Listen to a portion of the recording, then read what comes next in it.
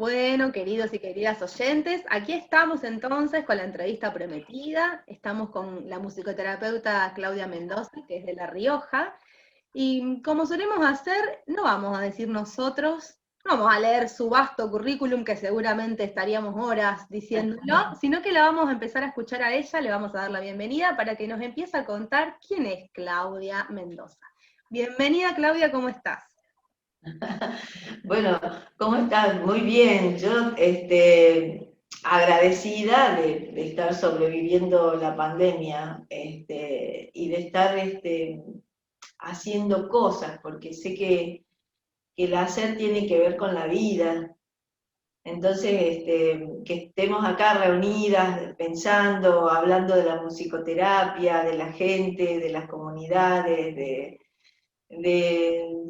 me parece que es una forma de trabajar, de trabajar para la salud, porque eso, considero que la salud es una construcción y me resulta como difícil responder a quién soy, sin eso, sin decirte qué es lo que hice, porque en realidad somos lo que hacemos. Y entonces soy una mujer del norte que con un bagaje cultural muy presente, que tomó la musicoterapia como una herramienta para ir proporcionando espacios de salud para las personas. Empecé incursionando con la salud mental, en psiquiátricos, quizás en el lugar más doloroso que en algún momento va a quedar como un recuerdo, que es el Hospital Borda. Bueno, me fui a Buenos Aires y estuve mucho tiempo allí estudiando en la Universidad de El Salvador, y desde esa época hasta hoy no he parado de pensar y de hacer cosas referidas a esto, ¿no? A los espacios de creación de una vida feliz, más feliz para las personas. Y la música es una herramienta muy poderosa. Buenísimo.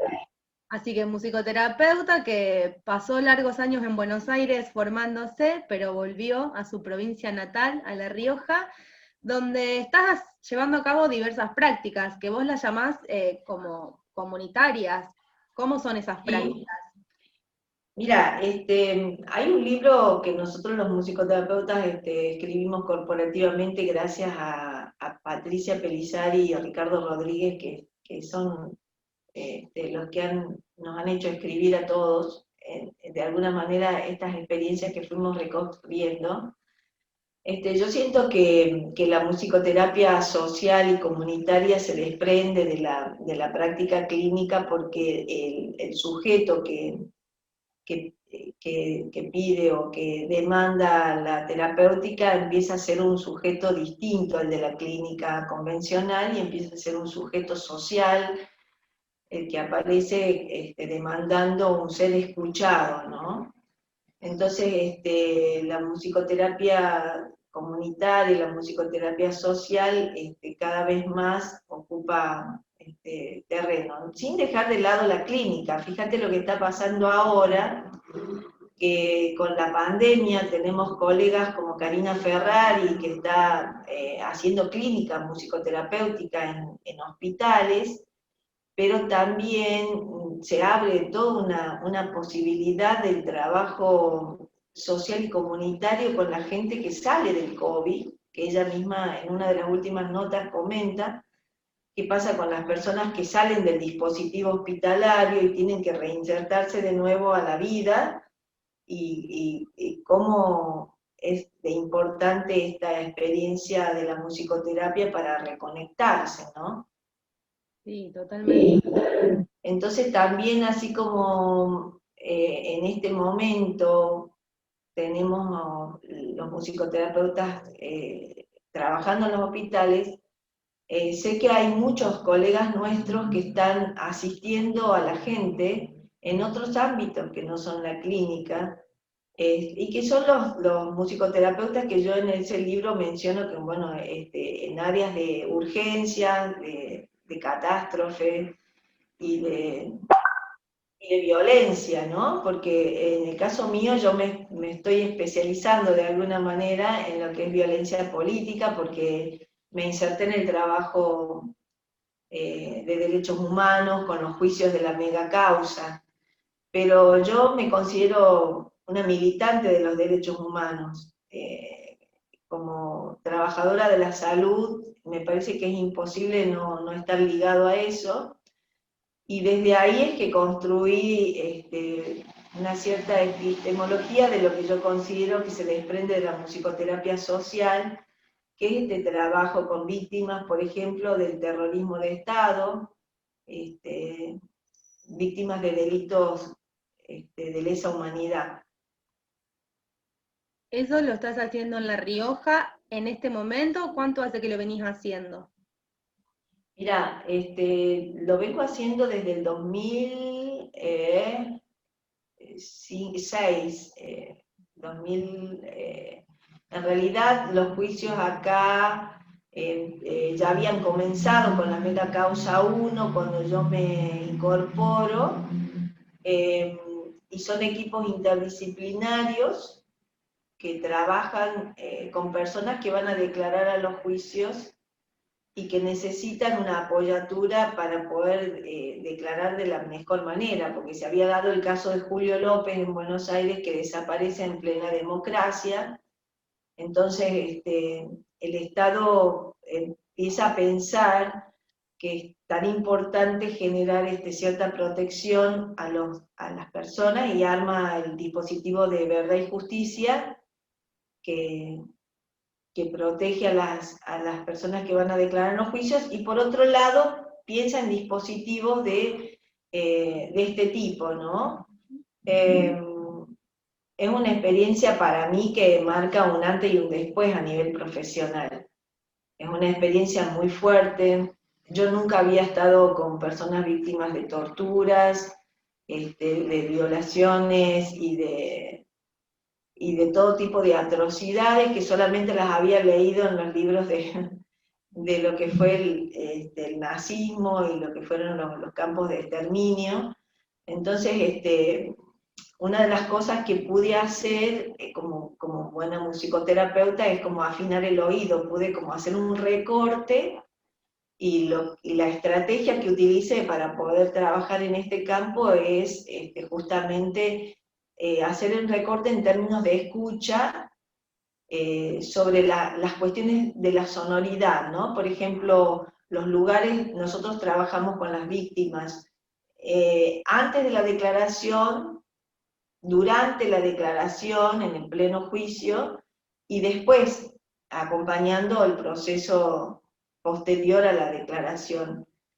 Y son espacios, bueno, hay un video que yo presenté en Brasil y en algunos espacios con los colegas donde yo pude como rescatar esos climas sonoros, ¿no? El clima de la calle, que es el clima donde transcurre la gente que pasa, la radio abierta, los amigos, las personas que se acercan, y esa sonoridad previa a ese silencio importante que aparece dentro del tribunal, porque hay una sala donde los testigos esperan antes de declarar, donde tienen que estar solos, y donde nos permiten a nosotros, los acompañantes, estar con ellos en esa instancia previa, que es una instancia muy contundente en términos sonoros, ¿no? Porque es el silencio, el latido del corazón, la respiración, que son los registros sonoros que yo tomo ahí en ese video. Y después, bueno, acompañar a la persona durante la declaración y lo que sucede ahí, porque lo que está sucediendo para la gente que no ha trabajado en este campo de lo que es las urgencias, cuando uno relata un trauma, un evento traumático, no lo está contando. Entonces se produce algo que tiene que ver con revivir el hecho traumático y todo lo que sucede con el cuerpo ahí. Entonces la herramienta de la musicoterapia es maravillosa, ¿no? Porque en ese momento previo trabajar una respiración eh, o una descarga o generar algún un acomode postural, hace que esa persona después pueda reconstruir, rearmar ese cuerpo que cuando habla de algo que no tiene palabras, que no se puede decir de lo duro que es, Sí. entonces puede como reconstruir ahí algo en términos de desanudar la voz, por ejemplo, para poder seguir relatando algo que además tiene que ver con una escena, ¿viste? Porque el escenario es que los jueces, los testigos y los imputados, o sea, están Están las ahí. personas que estuvieron en aquel momento y que realmente es un escenario bastante fuerte. Y luego la salida, que es otra sonoridad distinta, los aplausos, la música, las canciones, yo notaba eso, ¿no? Como los tiempos de la escucha, cómo vuelven a aparecer las canciones, la radio les vuelven a preguntar cosas y como el testigo cuando ya pudo sacar eso, este, puede hacer una descripción, un relato de lo vivido y reescribir una nueva historia, ¿no? Reparar algo. Y en este punto te quiero decir que si sirve para algo esto, del trabajo sobre estas cuestiones tan dolorosas del país, que hay mucha gente que supone que hay que olvidarlas para que no molesten, es que se produce una reparación en la trama, en el tejido social, y es ahí donde yo escribo algo en relación al aporte de la musicoterapia, porque me parece a mí que cuando uno escucha estos signos sonoros que tienen que ver con abrazar al otro, con, con intentar decirle al otro que fue escuchado, que el ser escuchado es un derecho humano de los primeros, de los más originales. Cuando nace un niño y llora, hay un otro que lo acoge, ¿no? Entonces creo que el rol del musicoterapeuta ahí, a diferencia del rol clínico y del rol del trabajo en la prevención, tiene que ver con esto, con otorgarle un lugar a la escucha, con otorgarle un, un valor a la palabra del otro y acompañar ofertando todos los recursos que vos adquiriste en la formación para que si aparece la posibilidad de un canto, a mí me apareció, por ejemplo, como recursos técnicos que pude implementar los ícaros, que son canciones como ritualísticas de los pueblos originarios, que son cantos chamánicos, aparecen las improvisaciones, aparecen los recuerdos también de las canciones, ¿no? Hicimos un recorrido sobre las vivencias de las personas que habían estado privadas de la libertad, bueno, qué pasaba con la música ahí. En su momento hay algunos colegas que estuvieron investigando, como Tini Cuevas en Rosario, que intentó una tesis respecto de la música y la dictadura, y hay algunas cosas por ahí escritas. Esa es una de las actividades que más me gusta de lo que estoy haciendo. Después estoy haciendo otras cosas porque siempre me gusta por ahí compartir estos saberes, así que hago docencia en la Universidad de La Rioja. Yo pensaba, para no irnos todavía, pensaba en cómo vos ibas relatando estos distintos movimientos, Momento. digamos, del afuera, al adentro, tanto en un espacio físico como en el propio cuerpo, digamos, cómo se da este interjuego entre lo público, lo privado, la intimidad y el exponerse, y digamos, eso mismo cómo se vio, digamos, en ese momento, digamos, de una persona encerrada, privada de la libertad ilegalmente, y además con todas estas atrocidades sucediendo, que tenga que exponer eso ante otros que están ahí mirando, escuchando, juzgando. fuertísimo ese movimiento, y cómo te pusiste, y cómo se pone el equipo, ¿no? Este dispositivo de soporte de ese cuerpo que está trayendo toda esa historia, digamos. Porque como vos decís, no es un laburo de un momento, es un laburo de un proceso de esa persona, y me imagino, digamos, el acompañamiento individualizado, singularizado a cada testigo y nada, y a quienes participen, digamos, de cada juicio, porque ahí son todos, digamos, los que están afuera esperando en el juicio también necesitan ese soporte. Increíble Claro, eso. Me parece que si un musicoterapeuta puede sostener ese trabajo, porque acá hay recursos de sobra para hacerlo. Es muy claro que interesante. sí.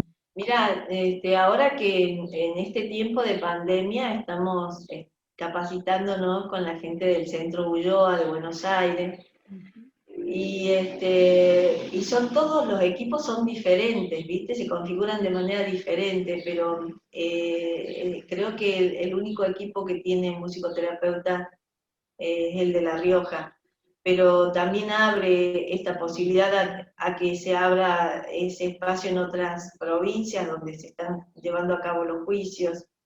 Y la verdad es que es muy importante la multidisciplinariedad, la interdisciplina, porque cada uno aporta de lo suyo y es, y es maravilloso. La verdad es que a mí me ha generado un ser mejor, o sea, yo siento que soy mejor profesional y mejor persona después de esta experiencia, porque es como eh, una, una deuda social que tenemos los argentinos, la reparación histórica, de saber la verdad de los hechos. Y esto que vos decís de lo privado y de lo público, eh, fíjate que cómo se da te quiero puntuar algún caso para que vos veas la trascendencia que puede tener. Una mujer víctima de todos los apremios que sufren las mujeres en los campos de este tipo, ¿no? De concentración.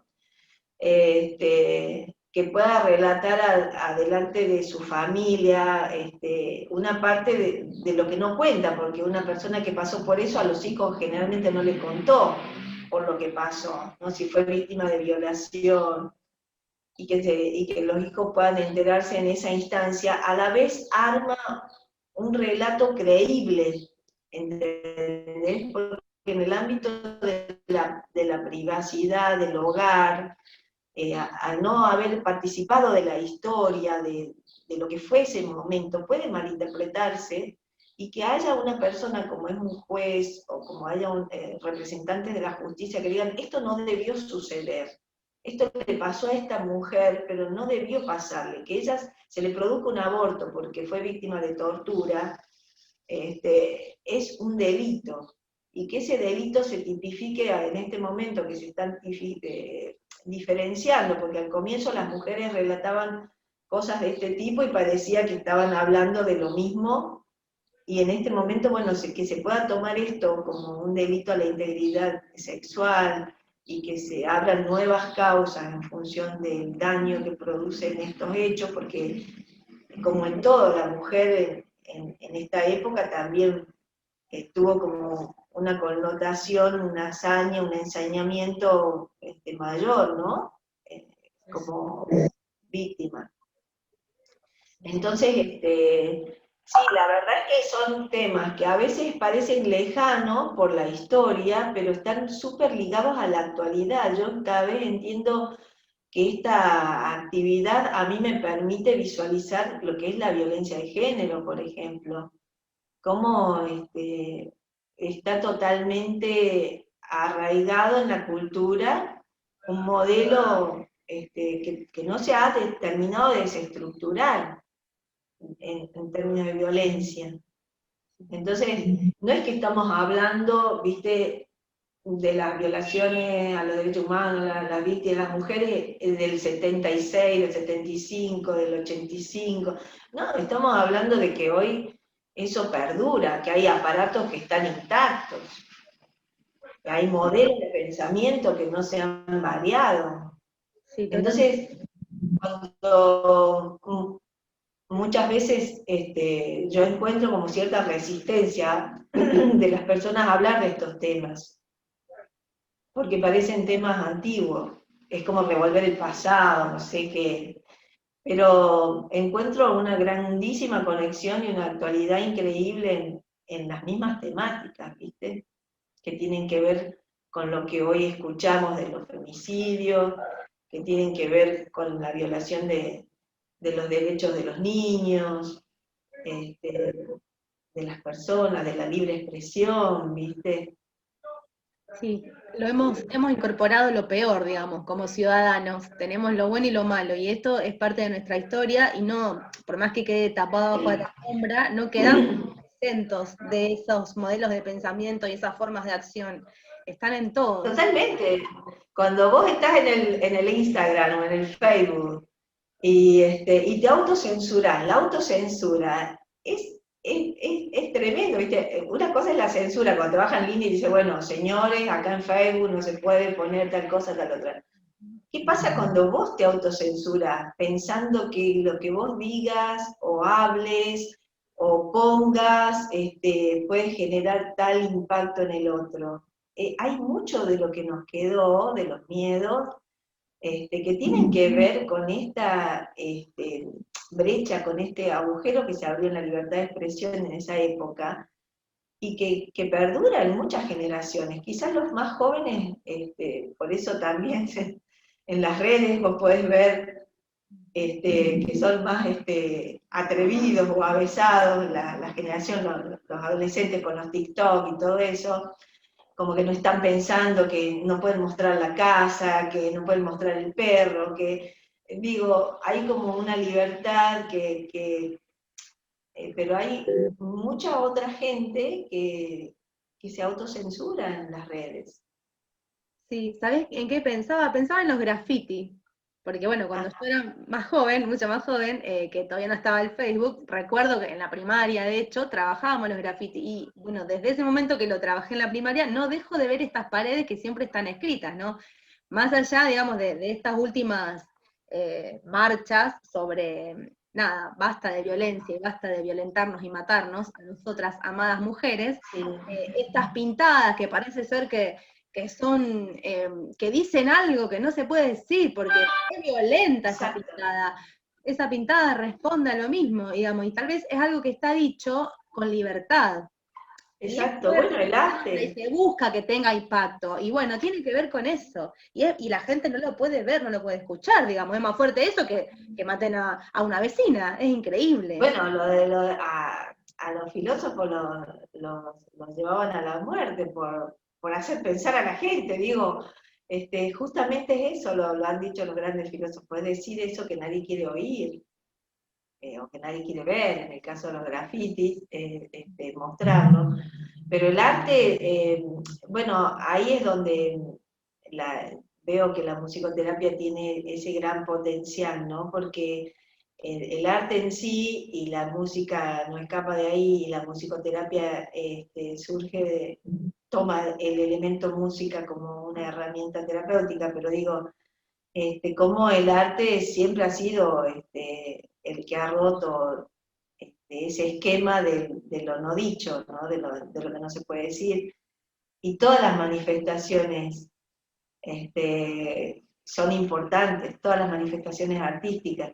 Ahí por eso los jingles que trabajan los chicos en la Universidad de El Salvador, tienen tanto poder, ¿no? Que son pequeños mensajes sonoros que generan un momentito de reflexión corto, porque la atención en los oyentes es tan corta. Y bueno, esto que vos traés, las manifestaciones gráficas, ¿no? Y lo que vos decías antes también, digamos, lo que no se le puede poner palabra por lo atroz que fue o por lo intangible, digamos, y la música viene a traerlo acá, en este espacio de los cuerpos, para que esté, para que no lo olvidemos, digamos, que sí, Sí, gran recurso. sí, la verdad que sí. Es un campo todavía a explorar. Por ejemplo, yo estuve recapitulando, bueno, cuántos colegas están trabajando más o menos en esa línea de trabajo en crisis, catástrofe y urgencia. Y hay bastantes trabajos de musicoterapeutas latinoamericanos y argentinos. Por ejemplo, hay un grupo de colegas nuestras que trabajaron post-Cromañón, trabajaron en el momento que sucedió el hecho de Cromañón, que fue una catástrofe en una discoteca, donde murieron un montón de jóvenes. Digo, eh, que haya personas trabajadoras de la salud puestas en esa escena, como hay ahora también en esto que es un evento tan nuevo y tan inesperado como es el COVID. Pero digo, en Chile, en los terremotos, hay musicoterapeutas que han trabajado en las carpas donde llevaban a los viejitos de los geriátricos y seguían moviéndose. Digo, es un trabajo maravilloso el trabajo en este campo, que es el campo de la urgencia, que yo lo diferencio, lo marco así porque lo diferencio del trabajo de la promoción y la prevención, que sería la musicoterapia social, ¿no? Donde, donde esto es como una comunidad afectada por un evento particular. Y el efecto de la intervención es distinta. El efecto en la intervención del musicoterapeuta preventivo tiene que ver con un alivio que genera la misma sonoridad, qué sé yo, hacemos un cacerolazo, expresamos, digo, se genera como una distensión, un alivio. En cambio, en estos casos hay un trabajo de reparación de un tejido que ha sido roto, dañado, donde no solamente es importante el trabajo con la comunidad, sino también en ese sujeto que lo padeció en su cuerpo, en ese caso, ¿no? Que estuvo puesto ahí en ese momento, en esa situación. Sí, totalmente. No te quería Eh, cortar. sí. Continúa por ahí y si no también empezó a traer un poco de este trabajo en relación al cuidado de las mujeres, que puede estar relacionado con el trabajo en la secretaría, que ahora nos vas a contar de qué se trata, o en general, ahí vos anda por donde quieras. Ajá. Sí, ese fue un trabajo al comienzo, por ahí en la clínica. Sí, no, pues, yo creo que habría que vislumbrar más o menos el panorama actual. No me quiero ir mucho para lo personal. Me parece que a la gente quizás le puede interesar un poco más saber cosas que son, bueno, que tienen que ver con los campos de aplicación y eso, qué se puede hacer en este momento. Yo Eh, creo que todo viene muy bien y también estamos conociéndote a vos, así que Claudia, por donde vos quieras ir, te vamos a seguir. bueno, sí, no, después el tema de la docencia es un recorrido hacia adentro, que tiene que ver con esto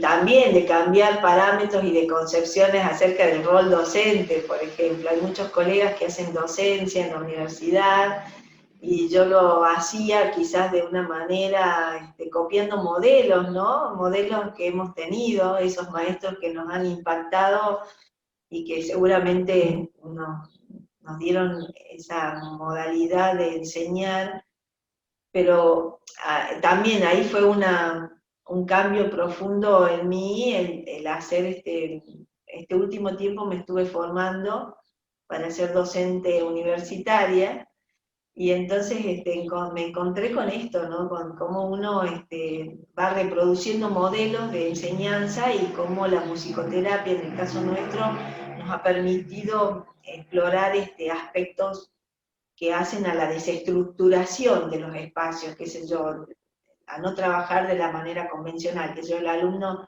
que va a la universidad, que espera escuchar a una persona que habla y llena el pizarrón de palabras, se encuentra con un aula vacía de bancos, o en todo caso con un círculo de bancos donde hay que experimentar primero en la propia experiencia para después poderle poner nombre a las cosas que van experimentando. Digo, un hacer con la docencia que también tiene que ver con escuchar a los jóvenes, con escuchar a los estudiantes, que ya no son alumnos, sino estudiantes, de tomar las experiencias previas que traen, porque justamente una de las cosas que yo noto en los jóvenes que están atravesando la formación universitaria es que hay como una idea de que todo lo anterior no vale, que hay que formarse en las universidades, que nos pasaba a nosotros también. Y en realidad es el compromiso con el aprendizaje, el plantearse metas, el soñar a lo grande, el determinar que vas a hacer, que vas a investigar, que te vas a comprometer con tu aprendizaje, que tenés esa capacidad para generar que ese sueño se realice. Yo me encuentro en clases preguntándole a los alumnos, por ejemplo, bueno, qué cosas, qué tipo de profesional quieres ser, cómo son tus sueños, qué obstáculos tenés para ser el mejor terapeuta de las prácticas, empiezan con las cosas.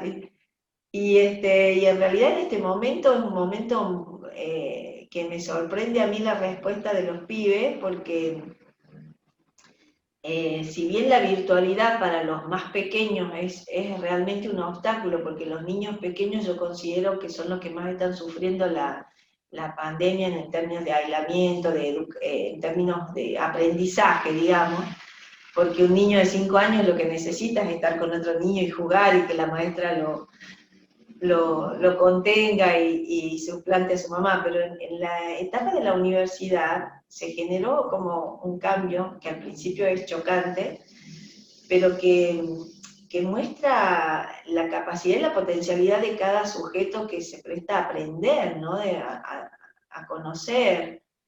Entonces, yo por ejemplo estoy haciendo clases donde las propuestas tienen que ver con las autoevaluaciones, no te propongo un ejercicio de respiración y vos lo practicás o de relajación y lo practicás durante una semana y me contás si te fue efectivo o no para bajar el nivel de estrés o el nivel de ansiedad que esta misma pandemia nos genera. Y a mí me alivia el trabajo de corregir un examen, por ejemplo, o de corregir una técnica fría, y por otro lado yo sé que en este momento ese pibe está necesitándolo porque está atiborrado de trabajo, buscando una nueva modalidad de aprender. Entonces el planteo también académico, yo por lo menos, y sé que hay muchos docentes que lo están haciendo, he diseñado un programa específico para época de COVID. Entonces estoy usando las herramientas de la musicoterapia al servicio de la disminución del estrés, a la disminución de la ansiedad, a generar espacios de esparcimiento,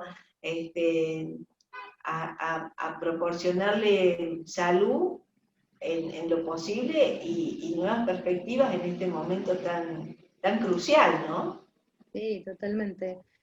Justamente esto que vos decís, como, o sea, uno puede mostrar el recurso, invitar y convocar al otro a que lo tome, pero también podés apostar a que el otro aprenda a construir sus propios recursos y que también los ponga en juego, digamos. Y eso para un estudiante es muy interesante, digamos. Y en una situación que no es normal, que no es la de siempre, que no es la que queremos, es en la que estamos, pero que justamente podemos darnos cuenta todo esto que tenemos a disposición y que ahí también, o sea, se viene algo, me parece que es inevitable, que tiene que ver con lo interdisciplinario, digamos, la musicoterapia, cómo trae, digamos, todo el tiempo esta conexión con otras disciplinas, con otros saberes, con saberes que justamente no son disciplinados, por otro lado, que tiene que ver con este bagaje cultural que vos traías al comienzo, con la propia cultura, los propios recorridos, y la musicoterapia lo hace carne al instante, digamos, no hay una pregunta, a ver, bueno, ¿se puede esto? No, es esto, como para trabajar la vivencia, el cuerpo, el encuentro, es tomar todo esto que cada uno tiene en su entorno, que viene de la tradición familiar o de los intereses que cada uno tenga. Claro, Y claro que sí. lo que acabo de decir, o sea, yo no te voy a contar. Fíjate lo que vos me decías del graffiti, cómo fue de fuerte la experiencia, que te la acordás. ¿Entendés? Totalmente. Cuando uno sale del aprendizaje formal y empieza a hacer, a tener un rol activo en un hacer que se torne significativo, eso te deja una impronta para toda tu vida. Entonces, uno de en estos momentos donde hay tantos nuevos pedagogos planteando, bueno, estos nuevos modos de conocer, de instalar la educación por la virtualidad, plantean eso, ¿no? La importancia de tomar en cuenta cómo está la persona en el momento que está transcurriendo. Y después en la clínica, bueno, es todo un tema. La clínica privada, bueno, vos lo debes estar experimentando con tu institución, con tu proyecto, pero bueno, el paciente que concurre a las sesiones y a las entrevistas en consultorio privado se resiste mucho a la virtualidad. Entonces, cuando la pandemia lo permite, lo que estoy haciendo es poder empezar tomando los que yo realmente conozco y sé que están pasando la peor, digo. Hay todo lo que tenga que ver con patologías ligadas a la ansiedad, a las depresiones, a la fobia, digo, en este momento esas personas que ya venían con alguna problemática de base, está como reforzándose todos esos núcleos y de alguna manera hay que ayudarlos. Entonces, cuando la flexibilización de la distancia social se abre un poco, estoy tomando algunos pacientes, por ejemplo, pacientes adolescentes, también muchos adolescentes con pánico, ¿no? En este momento creo que UNICEF hizo un estudio para saber cómo la están pasando los jóvenes y los niños, que realmente están albergando muchos miedos, muchos temores y en algunos casos, bueno, se desatan depresiones o ataques de pánico, angustia, y que hay que atenderlos, ¿no? Me parece a mí que durante mucho tiempo pensamos que los niños no perciben o que los jóvenes no arman patologías y realmente en este momento se ven muchos niños que no pueden dormir de noche, bueno, trastornos del sueño, trastornos de alimentación. Entonces, por ahí proporcionarles a las familias algo de la herramienta de la musicoterapia puede. Bueno, tenemos muchas colegas que están trabajando con niñez y están trabajando muy bien. Siempre me viene a la mente Ale Giacobone, que es una gran amiga. Pero digo, ocuparse de las infancias en los momentos de crisis es muy importante porque los adultos somos los que transferimos esos estados. Y los adultos, la mayoría está como atravesada por esta cuestión de despertarnos y ver tipo como el dólar, a ver cuántos casos de muertes hubo el día de hoy, subió, bajó. Entonces, eso quieras o no, se transfiere a los jóvenes y a los niños. Y hay que cuidarlos, me parece que tenemos que estar como más saludables, más fortalecidos, para poder otorgar, aún en estos momentos, esa capacidad de sobrellevar la crisis de la mejor manera. De hecho, en la historia tenemos muchos ejemplos, qué sé yo. Mandela estaba encarcelado cuando estaba pensando cómo hacer la revolución para eliminar el racismo. Digo, en épocas de crisis pueden aparecer cosas maravillosas. Sí, totalmente. Yo sigo pensando en esto, que uno empieza a sacar de donde no hay y se generan distintas posibilidades, o sea, no es imposible. Y recuerdo esto que también pasa acá en mi propia casa, digamos. Mi niña y mi pequeño están todo el tiempo escuchando. No hay selectividad, de decir, bueno, no, ahora están hablando de lo mal que está el mundo, no. Bueno, todos reciben, todo, lamentablemente. Entonces, qué responsabilidad que tenemos en buscar los espacios donde algunas cosas pueden darse y otras tal vez, bueno, hay que esperar, no se puede compartir todo. ¿Cómo acompañarlos en este momento? No es solamente, bueno, cuando se pueda salir voy a la plaza, no es solamente eso, ese acompañarlos tiene que ver con ir sobrellevando la situación como uno puede, porque también, digamos, al adulto le genera un montón de incertidumbre y de malestares, pero podemos hacerlo. Entonces es ir buscando estos espacios, bueno, cómo buscar este momento de tiempo libre, por más que parece que el tiempo esté sobrando en la cuarentena, no lo es, sigue siendo también el tiempo de lo casero y del encuentro familiar, entonces también tiene que haber tiempo libre allí, y también tiene que haber tiempo de juego, y un momento donde uno pueda sentarse y decir, bueno, está pasando esto, te cuento lo que está pasando, es esto no, no te preocupes, te vamos a cuidar. Sí, la verdad que afuera está, la situación general es bastante fea, pero vos no te preocupes, vamos a hacer todo lo posible por intentar estar bien. Bueno, y eso en el día, ¿viste? Cuando uno se mete a veces en la vorágine, y te olvidás, y después la consecuencia viene, hoy mi pequeña me decía, mamá, afuera está el coronavirus, está queriendo entrar en casa, y yo digo, no lo vamos a dejar pasar, no te preocupes, vamos a comer mucha palta, limón, sí, pero no, me dice, va a pasar igual, mejor le voy a pedir el matamoscas a la abuela y lo voy a golpear. Yo decía, me moría yo, porque Claro. como ella elaboró todo esto, digamos, para justamente ver, si no, está todo el tiempo a la merced de lo que pueda suceder. Y de lo que escuchan, claro. Sí, bueno,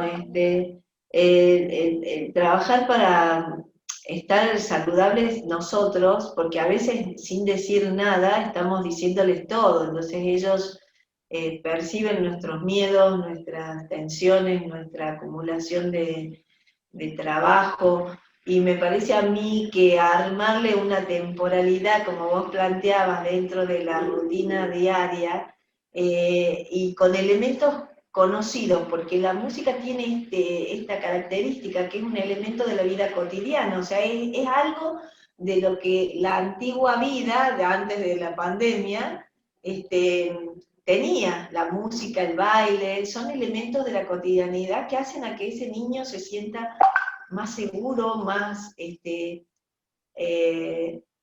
que pueda generar expresión, creatividad, bueno, dentro de lo que me pasa, poder cantarlo, poder bailarlo, poder jugarlo, es una forma de vivirlo de otra manera. Y en este punto las madres, los padres, somos fundamentales, tenemos que ser generadores de espacios de salud. Y para eso tenemos que hacer cosas con nosotros mismos. Porque yo tengo mamás de pacientes que me dicen, sí, yo estoy preocupada, pero cuando hablo con mi hijo le digo que está todo... No, tu hijo percibe la preocupación más allá de que vos le digas algo totalmente distinto. Entonces realmente hay que trabajar en uno mismo para transformar el veneno en medicina, que es una modalidad oriental muy sabia, de vivir este momento. Y en adolescentes, Claudia, porque ahí yo no tendría experiencia, porque parece ser, o sea, en estas cosas que se dicen y se dan por hechas, como que el adolescente está bien, total está con su celular y ahí queda, como si no necesitara encontrarse con otros, verse, mirarse, no sé, burlarse, jugar y esas cosas que hacen los adolescentes, ¿no? Pero también necesita todo un momento de contención y de escucha, por más que Y no lo esté haciendo. los adolescentes la están pasando realmente mal. Es la franja de la vida, es la etapa vital donde vos estás en el momento de mayor conexión con los demás. Imagínate que un pibe que necesita de la amistad, de los amigos, bueno, por eso también cuesta tanto que cumplan con el aislamiento preventivo y se dan situaciones de encuentros, de fiestas. Pero digo, hay otra gran cantidad de adolescentes que no están pudiendo verse con sus compañeros, con sus amigos, y que la están pasando mal, que yo he escuchado en la clínica, en el consultorio, adolescentes que me han dicho, yo me he sentido realmente muy mal, sin ganas de hacer nada, en la cama mirando el techo y sintiéndome deprimido. Pasan por esos estados. Y después, bueno, el tema de las redes, que es una gran adicción, ya los científicos están viendo lo que está sucediendo. Yo lo que noto son muchos trastornos en la alimentación, trastornos de sueño, esa inestabilidad propia de lo que consumen, porque realmente están consumiendo sin restricciones, ¿entendés? O sea, viste que empezamos esta charla hablando de la época de la dictadura. Ahora estamos como en esa época donde las redes son imparables, donde no hay restricción, donde no hay un límite, que no hay un filtro que vos puedas ponerle.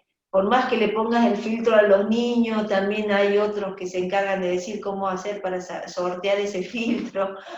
Entonces lo buscan, lo encuentran. Entonces, los adolescentes están con eso, con esa problemática de las adicciones, con todo lo que es la tecnología, y que es una manera también de evadirse de esta realidad que les da miedo, que les da inseguridad. Entonces ahí los padres están muy perdidos. Yo noto que hay mamás que vienen y me dicen, mira, mi hija está hasta las 5 de la mañana, no le puedo quitar el celular, se lo saco y se lo vuelve, lo encuentra, y entonces no duerme, a la mañana tiene clases y no participa. Digo, se ha producido como una hecatombe también ahí, en los jóvenes, donde los padres están metidos en las escuelas, digamos, dentro de las casas. Los docentes están lidiando más con los padres que con los pibes, porque en realidad son los padres los que están intencionando que los pibes se conecten. Y hay instituciones educativas que han podido generar un dispositivo que dé respuesta a la motivación que les pueda generar o no tal o cual actividad, pero hay otras escuelas que no. Y hay otros lugares donde no existe la conectividad y están los chicos totalmente sueltos. Entonces es un momento súper interesante donde se pueden generar cosas si es que uno intenciona, y si uno se pone, toma la determinación de pasarla esta etapa de una manera creativa, ¿no? Como vos dices, crear ahí donde parece que no hay nada.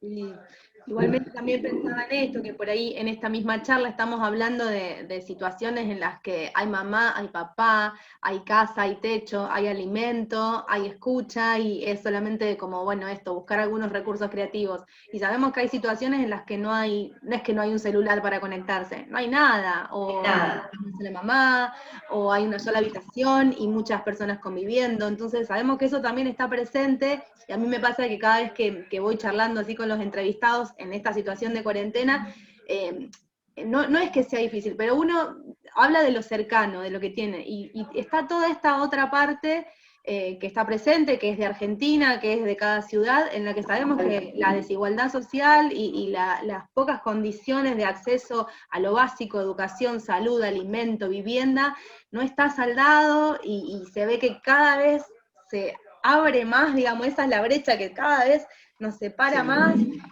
y ahí, digamos, bueno, sí, la musicoterapia también, digamos, seguramente tiene algo para aportar, pero es como un cambio mucho más sustancial, digamos, por el que hay que empezar a pelear, me parece a mí.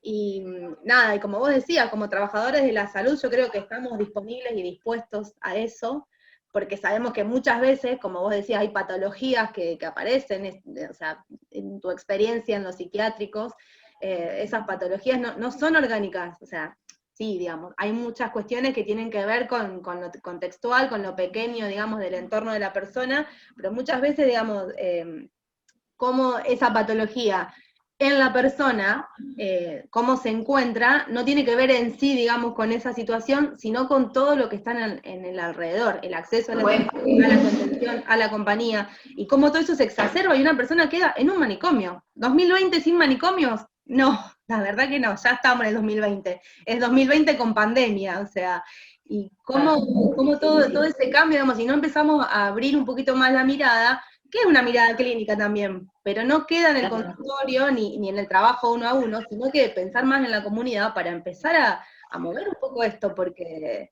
nada, al menos los que queremos vivir en un mundo mejor y queremos ser mejores personas, necesitamos que algo de esto empiece a aparecer. Sí, sí, lamentablemente la realidad del país es bastante trágica. Acá los sistemas de salud están colapsados, acá en el norte.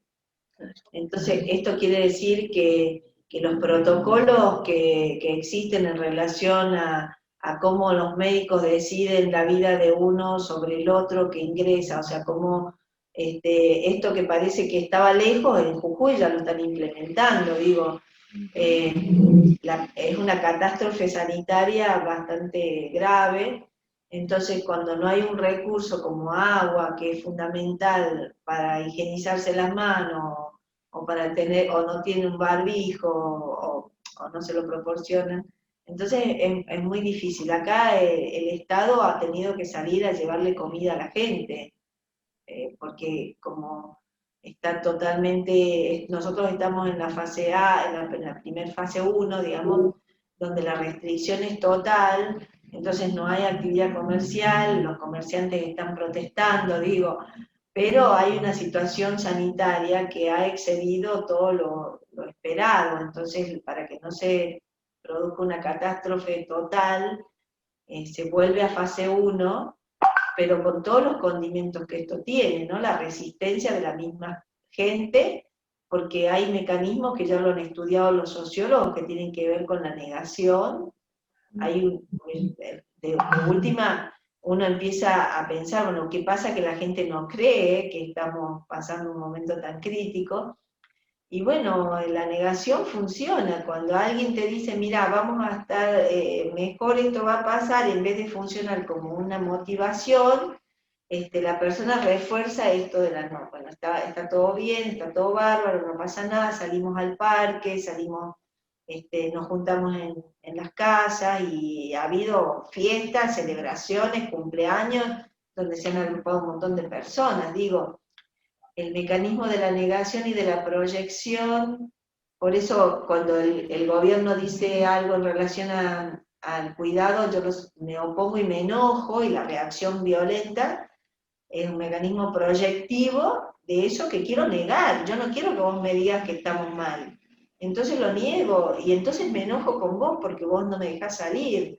Y digo, hay todos componentes sociales que hacen a la salud. Y nosotros los musicoterapeutas no podemos no estar al tanto de esto que nos pasa. Así Totalmente. que Bueno, y ya que quiero.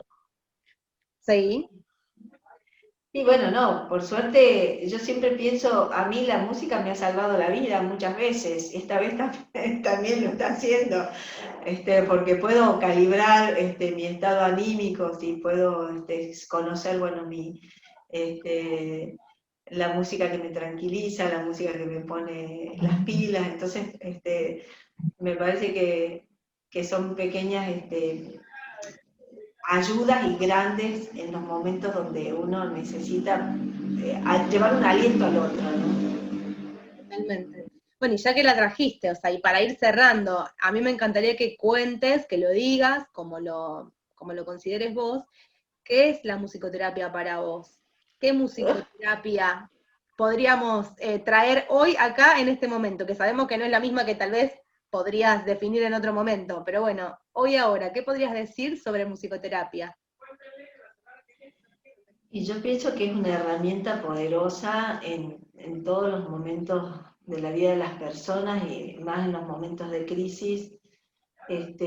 Tomar mano a eso creativo, que a su vez está enraizado en una maquinaria perfecta como lo que es el cerebro humano, como lo que es el cuerpo humano, todo el efecto físico, psicológico, emocional, todos los componentes que se ponen en juego a través de la experiencia musical, cuando es usada terapéuticamente, es un recurso necesario, es una disciplina científica que cada vez empieza a visualizarse más a medida que los acontecimientos muestran la eficacia de la misma. Y si bien yo me he dedicado específicamente al trabajo comunitario en este último tiempo, creo que se está logrando visualizar la musicoterapia en el espacio clínico nuevamente con más fuerza, porque es donde en este momento más se requiere. cuando un paciente sale de un entubamiento de pospandemia y está perdido en tiempo y lugar, apelar a una experiencia conocida como la música puede ayudarlo a reconectarse, que todos los aspectos neurocognitivos se pongan en juego a través de las canciones, de los ejercicios que el musicoterapeuta propone. Me parece que es una disciplina que en todos los momentos de la historia ha tenido como diferentes modos de implementarse, pero que en este momento claramente aparece como una respuesta que está dentro del ser humano, que no está afuera, ¿no? En esto reside la riqueza de nuestra disciplina, de nuestra profesión, donde los saberes no solamente se los proporciona el terapeuta que está calificado, sino que también la persona puede hacer mano de sus propios recursos salugénicos. No existen definiciones para la musicoterapia, existen prácticas y las prácticas son diversas y siempre la salud, la musicalidad, la creatividad es como palabras fuerzas que contienen, ¿no? Bueno, No se puede separar lo biológico de lo psíquico y la música y la musicoterapia en este momento siento que son necesarias para una vida más plena de las personas. bueno, buenísimo, me encanta. Bueno, Claudia, ya Deberías son haber hecho esa pregunta para que la prepare. prepararla después de todo lo que contaste sobre tu práctica, no hace falta, digamos, ya quedó clarísimo qué es la musicoterapia para vos, qué musicoterapia practicás vos, y qué lugar toma eso, digamos, en tu entorno, en tu vida. A mí me gusta me gusta no decirla en definiciones, pero me parece que puede ser más efectivo, porque la definición queda como lejana, ¿viste? A que la persona la tome, la entienda. La definición es como un momento formal ahí que hasta queda en la contratapa de un libro, digamos, pero se olvida. Digamos. Lo importante Tal cual. es cómo vos lo acompañaste y pudiste ahí, como te decía antes, darte cuenta de la musicoterapia que vos trabajás, que es diversa, digamos. Dentro Sí, del mismo profesional también hay musicoterapias posibles de hacer, con diferencias, porque no todos necesitamos lo mismo, no todos los seres humanos son exacto. iguales, entonces es fantástico ahí como la plasticidad que tenés, digamos, para ubicarte, para posicionarte y proponer estrategias allí. Así que, nada, desde Muchas acá gracias. que sos una amiga del Circo de la Vida, ya estás agendada. Qué Cuando bueno. quieras podés volver a la función en cualquier momento, se arma una función de nuevo y estás invitada. Sos Buenísimo. uno de los números principales, te digo que ya está, prepárate porque sale el presentador, te va a presentar con bombo y platillo para la próxima. Bueno, yo te quiero agradecer porque, como te dije al comienzo, en esta época pensar en otros y pensar en un hacer con otros es la manera de sobrevivir, o sea que me estás proporcionando un momento de vida, de vitalidad, de laboriosidad, que es de enriquecimiento mutuo. Así que Buenísimo. muchas gracias. Sí, lo mismo, yo también estoy muy agradecida y en nombre del Circo de la Vida también. Así que va a haber una próxima, yo ya la voy a dejar al aire y después voy a dejar de grabar. Una próxima que va a ser con esto de Amuncuy, de la Asociación de Musicoterapeutas del Nuevo Cuyo, por ahí lo vamos a hacer Buenísimo, grupal, nos vamos a encontrar entre varios, todos los que quieran genial. persona, y vamos a, cuando ustedes se sientan en el momento que quieran transmitir, contar y difundir lo que estén haciendo, ya lograda la asociación o antes, cuando ustedes quieran, vamos a hacer otra nota, así aparece un poco de todo ese trabajo que están realizando ya. Buenísimo, es una movida que viene con toda la fuerza, así que encantada. Bueno, acá ya nos despedimos, nos despedimos de los oyentes del Circo de la Vida, así que muchas gracias por estar escuchando. Muchísimas gracias porque como dije antes, escuchar al otro y poder escucharse es algo plenamente humano, maravilloso, y que vale celebrarlo. Y el Circo de la Vida justamente habla de eso, de que hay que hacerlo con cierta alegría, de alguna manera encontrar en este momento espacios de escucharnos nos va a proporcionar ese estado de tibia alegría. Genial.